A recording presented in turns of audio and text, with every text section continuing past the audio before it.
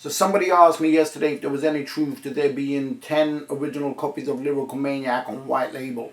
And the answer is yes. They're out there somewhere. I have 2 copies myself, but I have no idea who's got the others. So this is how the story goes. We finished the recording at Cold Storage. I went to the pressing plant, which at the time was in Acton. I got the test pressings done. They were sounding good. Then I went ahead and got 300 manufactured on white label. We didn't have any sleeves. I didn't have the money for that. What I did was then I hit the streets and I tried to sell them, but I wasn't getting anywhere. I wasn't having any luck. So out of desperation, I had to come up with a plan to get my money back.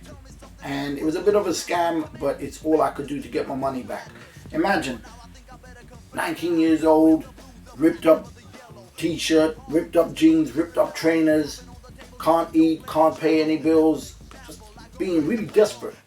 So what I did was, I remembered how their office was set up because I've been there 2 or 3 times already, and I remember the guy having his desk, and then the turntable was on the desk, and I remember the desk not being like really solid. It was just a standard office desk, which luckily I had at my flat anyway.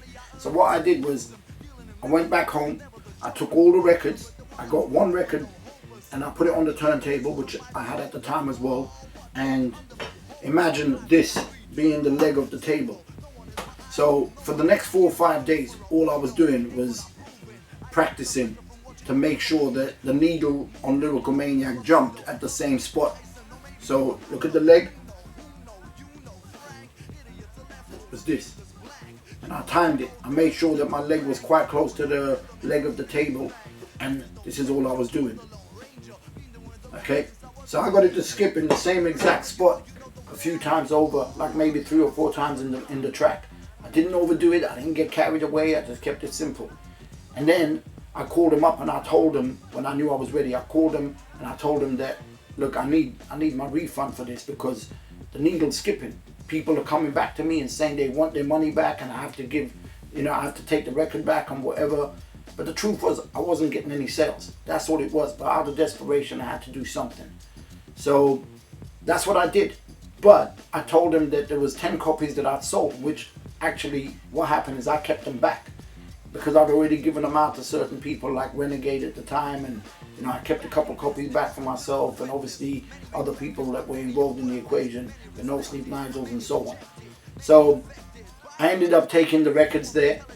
I pulled that scam. It worked. He fell for it, and 290 copies of the record got destroyed because they were supposedly damaged, and I kept 10 copies, and I got the refund, and that's how it worked. And because of that, there are 10 copies of the white label, the original pressing, floating out there somewhere.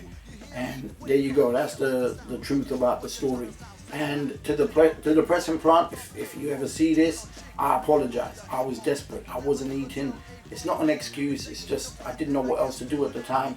I didn't have family around me to support me, and I was living alone. I was young, and we make mistakes and we learn from them. That's it. It's the truth.